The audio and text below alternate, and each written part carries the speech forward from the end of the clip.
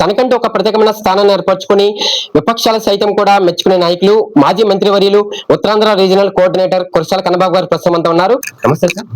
Sir చెప్పండి, ఈ రోజు కూటమి ప్రభుత్వం పరిపాలన 15 నెలల పరిపాలన కావస్తుంది. ఈ 15 నెలల పరిపాలన గురించి మాజీ మంత్రిగా ఉత్తరాంధ్ర రీజనల్ కోఆర్డినేటర్ గా మీ యొక్క అభిప్రాయం ఏంటంటే? పేరు గొప్ప ఊరు దెబ్బ. పబ్లిసిటీ పీక్స్ లో ఉంది, పరిపాలన వీక్ గా ఉంది. చెప్పేదానికి చేసేదానికి పొంతం లేదు. అసలు వాళ్ళు ఏం చేస్తారో వాళ్ళకి తెలియదు. ఎందుకంటే ఇప్పుడు పేద ప్రజల గుండె చప్పుడు వినగలిగిన నాయకుడైతే జగన్మోహన్ రెడ్డి గారి లాగా పేదలను ఎలాగ ఆదుకుందాం, ప్రజలను ఎలాగ ఆదుకుందాం, వాళ్ళ కష్టాలు ఎలా నిలబడదాం అని ఆలోచిస్తారు. మనం కార్పొరేట్లకు దోచి పెడదాం అనుకునేవాడికి పేదలు లేదు, ఏమీ లేదు. మనకి 4 పేపర్లు ఉన్నాయా, 4 ఛానల్స్ ఉన్నాయా, మనం చెప్పింది రాస్తున్నారా, మనం చూపిస్తున్నారా, మనకి బాజాబాజింతలాగా పనిచేస్తున్నారా లేదా, ఇంతే. 99 పైసలకి ఎకరం అమ్మేసేవాడి గురించి ఏం మాట్లాడుకుంటాం? నీకు బాధ్యత లేదా? నీకు కనీసం ఈ ప్రజల ఆస్తులకి నేను కస్టోడియన్ని, నేనేం ఓనర్ని కాదనే ఆలోచన లేదా ఈ ప్రభుత్వానికి? రియల్ ఎస్టేట్ కంపెనీలకి 99 పైసలకి ఎకరం అమ్మేస్తుంటే ఎవడు చెప్తాం సమాధానం? కనీసం ఆ చప్పట్లు కొట్టే వాళ్ళకి, తప్పిటి గుళ్ళు బ్యాచ్ల కింద ఉన్న వాళ్ళకన్నా బుద్ధి ఉండాలి కదా. ఎంతసేపు పొగటమే, ఏదో తేరగా దొరికిందని విశాఖపట్నంలో భూములని రాసి ఇచ్చేస్తున్నాడు. మరి అమరావతిలో ఏం బేరాలు రావట్లేదండి? అమరావతిలో భూములకి అడిగేవాడు లేడు. ఆయన ఇష్టారాజ్యం కింద ఉంది. ఏమన్నా అంటే కేసులు పెడతాం, లోపలేస్తాం, మాకున్నంత శక్తి ఎవరికీ లేదు, మేము విజనరీ, రకరకాలుగా మాట్లాడుతున్నారు. అంటే గత మీ ప్రభుత్వ హయాంలో అనేక అవినీతి జరిగిందంటూ కూడా చెప్తున్న సందర్భం మీడియా ముందుకు వస్తున్న టీడీపీ నేతలు అంటే పరాక్రమణ కేసు అంటున్నారు, టీటీడీ లడ్డు కల్తీ వివాదం అంటున్నారు, ఈరోజు బొమ్మన కరుణాకర్ రెడ్డిని కూడా టార్గెట్ చేస్తున్న పరిస్థితి. అసలు ఏంటి సార్, ఈరోజు మీ నాయకులపైనే మాజీ మంత్రిని చూడకుండా, ఎమ్మెల్యేని చూడకుండా అందరూ అవినీతి చేశారని చెప్తున్నారు. దీని గురించి ఏమంటారు? అంటే ఇప్పుడు ఆ పచ్చ కాలంలోకి అంత పచ్చ కనబడుద్దని ఒక సామెత ఉంది. మీరు అవినీతి చేస్తారని అందరూ అవినీతి చేస్తారు. అసలు వెంకటేశ్వర స్వామితో గేమ్స్ ఏంటి మీకు? వెంకటేశ్వర స్వామిని రాజకీయాల్లో లాగుతారా? అసలు మీరు ఎవరితో పెట్టుకుంటున్నారు తెలుసా? కలియుగ దైవంతో. కలియుగ దైవం వెంకటేశ్వర స్వామి ఆ లడ్డూ కల్తీ అంటో, లేకపోతే అక్కడ జరిగే పనులు తప్పుడు పనులు అంటో, నీ ఇష్టానుసారం నువ్వు ప్రచారం చేస్తావు. అసలు కనీసం భక్తి, భయం ఏమీ లేవా? నువ్వు జగన్ గారిని తగ్గించాలనో, వైఎస్ఆర్ పార్టీని దెబ్బతీయాలనుకోవడానికి నువ్వు వెంకటేశ్వర స్వామిని వాడుకుంటావా? పవిత్ర పుణ్యక్షేత్రం తిరుమల తిరుపతి అంటే ఇవాళ వెంకటేశ్వర స్వామి అని పేరు ఎక్కడన్నా వినబడితే ఆయన ఆ ఉచ్చారణ వినిపిస్తేనే, గోవిందనామం వినిపిస్తేనే వాళ్ళు నిలబడిపోతాం. అలాంటిది ఆయన్ని కూడా తీసుకొచ్చి, స్వామివారిని కూడా తీసుకొచ్చి రాజకీయాలు చేస్తారా? ఇంక ఇది పరాకష్టే కదా. ఇంక పరకామణి లేదు, ఏమీ లేదు. ఇంకా ఆడి ఇష్టం. ఈ వాళ్ళకి మనం పబ్బం గడుపుకుంటే చాలు, మనం ఇవాళ బురద జల్లితే చాలు, ఆడు ఎవడైనా పర్వాలేదు, ఎలాగైనా సరే మాట్లాడొచ్చు, ఏ బురదన్నా చల్లొచ్చు, మాకు నోరు ఉంది కదా, మా రాజ్యం ఉంది కదా, మాకు డబ్బులు ఉన్నాయి కదా, ఇదే కదా. సార్ ముఖ్యంగా చెప్పండి, అంటే గత ప్రభుత్వంలో మీరు మంత్రికి కూడా పనిచేసిన సందర్భం, ఈ రోజు మీరు అంత మంచి చేసినా కూడా పార్టీ ఓడిపోయింది, 11 సీట్లకి పరిమితమైన సందర్భం. ఏదో బెంగళూరు నుంచి వస్తున్నారు వెళ్తున్నారంటూ కూడా ఈరోజు ప్రతిపక్ష నాయకులు మాజీ ముఖ్యమంత్రిని ఉద్దేశించి కూడా మాట్లాడుతున్న పరిస్థితి. మరి ఏంటి సార్, 11 సీట్లకే ఎక్కడ లోపం జరిగింది? మీరు అంత మంచి చేసిన వాలంటీర్ వ్యవస్థను తీసుకొచ్చారు, మెడికల్ కళాశాల అనేక, ఒకటికే కాదు చెప్పుకుంటే చాలా టైం కూడా పడుతుంది.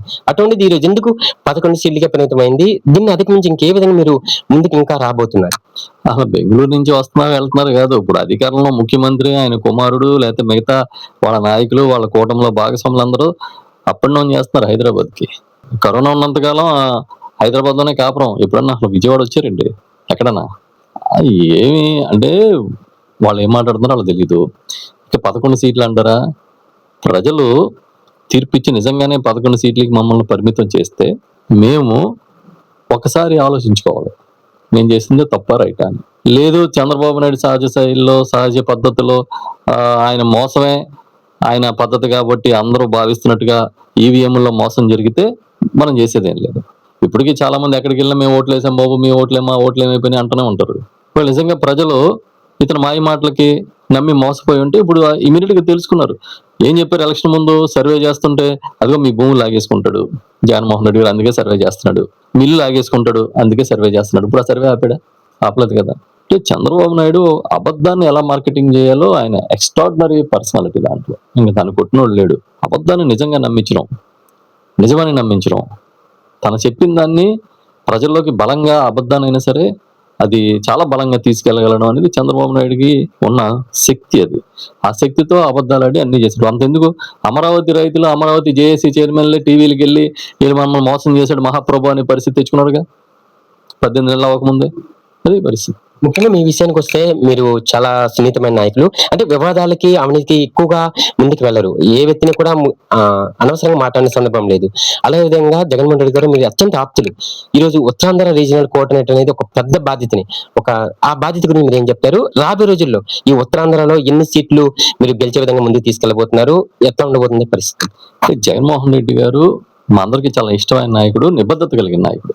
ఆయన ఒక బాధ్యత అప్పచెప్తే అది ఏ బాధ్యత అయినా సరే మేము ఖచ్చితంగా సైనికుల్లాగా పనిచేయడానికి సిద్ధంగా ఉంటాం. నన్ను ఉత్తరాంధ్ర రీజినల్ కోఆర్డినేటర్గా పెడితే మొత్తం అక్కడున్న 6 జిల్లాలు, ఉత్తరాంధ్ర పరిధిలోని పాత 3 జిల్లాలు, కొత్త 6 జిల్లాలని కోఆర్డినేట్ చేస్తున్నాం. అందరి నాయకులతో సమన్వయంతో టీం వర్క్ చేసుకుంటూ ముందుకెళ్తున్నాం. వచ్చే ఎన్నికల్లో అక్కడున్న మొత్తం 100% సీట్లు కొట్టాలనే ఆకాంక్షతో మేము పనిచేస్తాం.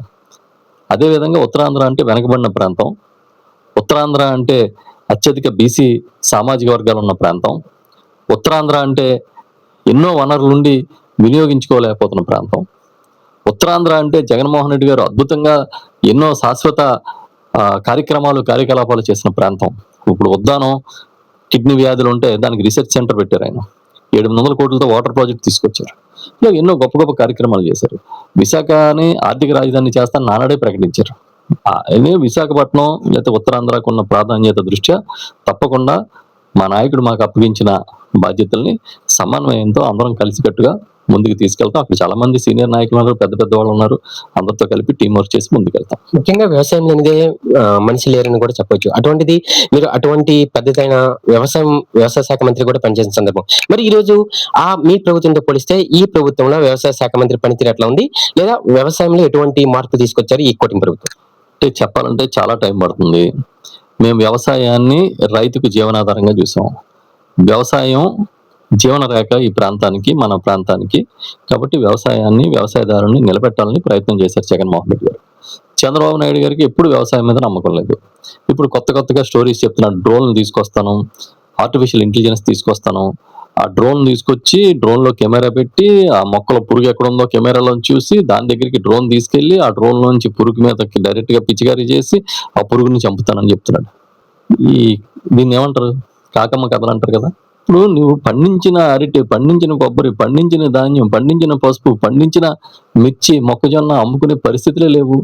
ఉల్లి, టమాటో అన్ని పొలాల్లో వదిలేస్తున్నారు. దాని సంగతి చూడరా బాబు అంటే ప్రపంచ వేదికగా మార్కెట్ ని క్రియేట్ చేస్తారంట. ఇక్కడ కొనడానికి దిక్కు లేదు. మీ ప్రభుత్వం గోని సంచులు సప్లై చేయలేకపోతుందని మీ పత్రికలోనే రాస్తున్నారు. దీన్ని ఏమంటారు? పిట్టల ద్వారా మాట్లాడతారు. సరే, ఇప్పుడు స్థానిక ఎమ్మెల్యే గారి గురించి ఏమంటారు? అంటే స్థానిక ఎమ్మెల్యే ప్రజలకు అందుబాటులో ఉంటున్నారా? అసలు ఏంటి ఆయన గురించి మీరు ఏమంటారు? ఒకటి, 2024 ఎన్నికల్లో వైఎస్ఆర్ పార్టీ కానీ లేకపోతే మా నాయకత్వం కానీ వద్దని ప్రజలు ఎన్నుకున్నారు. ఇంకా చాలా సమయం ఉంది. ఈ సమయంలో ప్రజలకు కూడా అర్థమవుతుంది మంచి జరిగిందా, జగన్మోహన్ రెడ్డి గారి వల్ల మంచి జరిగిందా, మా వల్ల మంచి జరిగిందా లేదా, ఏం జరగబోతుంది అనేది. కాబట్టి డెఫినెట్ గా ఇంకా టైం ఉంది, చూద్దాం. అంటే ముఖ్యంగా రెడ్ బుక్ పాలన గురించి ఏమంటారు సార్?